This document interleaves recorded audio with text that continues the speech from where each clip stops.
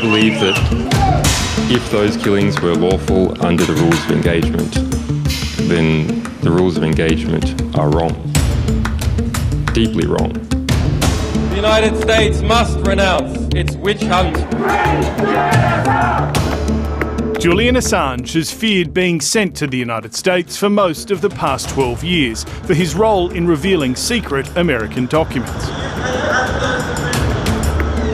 At the weekend, that possibility moved a substantial step closer, with the British Home Secretary approving his extradition.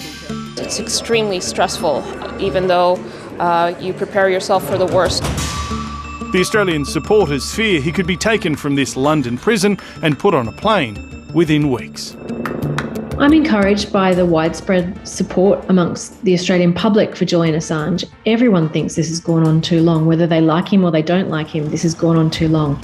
And we hope the Australian government will help to bring it to an end. I fail to see what purpose is being served by the ongoing incarceration of Julian Assange. Before he became Prime Minister, Anthony Albanese declared Julian Assange had already paid a heavy price and that enough was enough. Since the election, it's understood Mr Assange's case has been raised with the US and the UK quietly, but the new government says it won't conduct diplomacy via megaphone.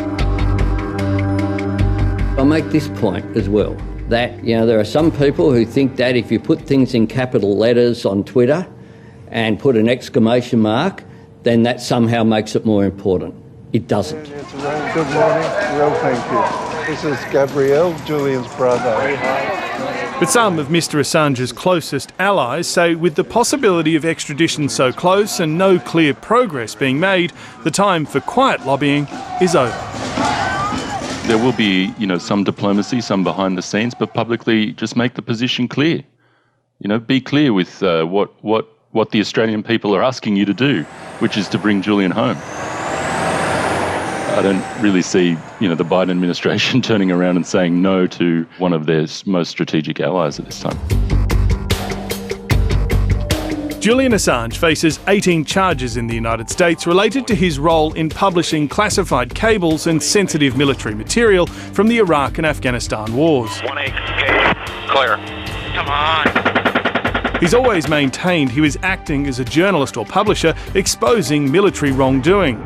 But the US accuses him of violating the Espionage Act via illegal hacking and helping Chelsea Manning, a former intelligence analyst, steal the information. It is important, if we look at Chelsea Manning, the alleged source of the material for which Julian now faces life in prison, has already had her sentence commuted by President Obama.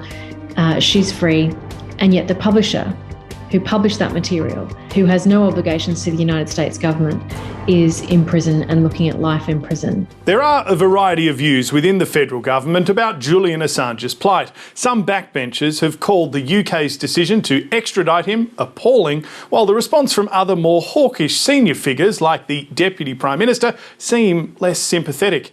In a statement, a spokeswoman for Richard Marles simply said, "This is a matter for the United Kingdom," and indicated that Mr Assange should expect consular assistance like any other Australian facing legal proceedings abroad. Free Assange! Some in Labor dislike him because he fled to the Ecuadorian embassy in London to avoid extradition to Sweden to face sexual assault charges, an investigation which has been discontinued.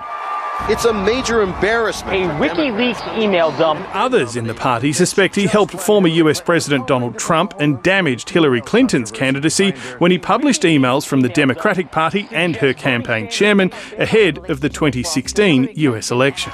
This just came out. Regrettably, some of my parliamentary colleagues who are in the ALP loathe Julian Assange.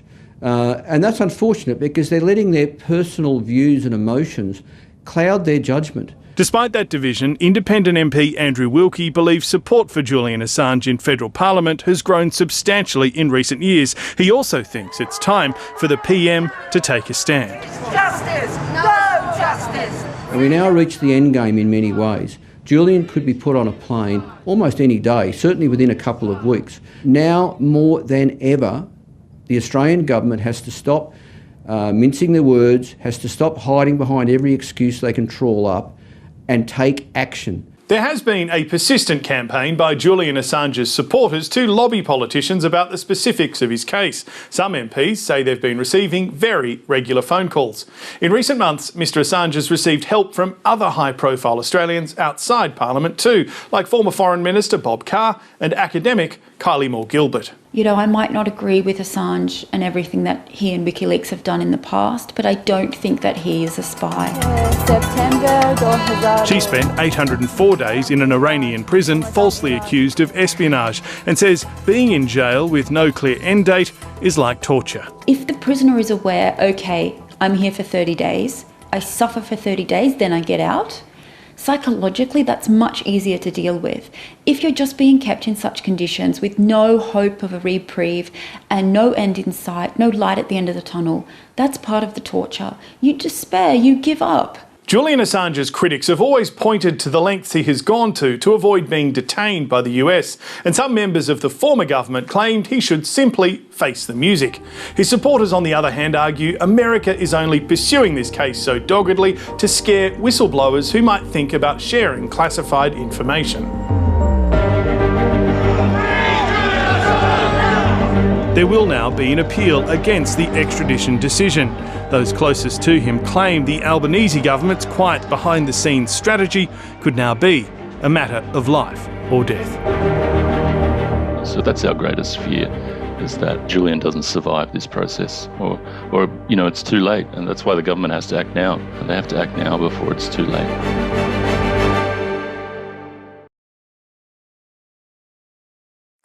Hi, I'm Lee Sales. Thanks for watching this story. If you'd like to watch more of 730's stories, they are on the left of your screen. And tap on the button below to subscribe and get the latest from ABC News.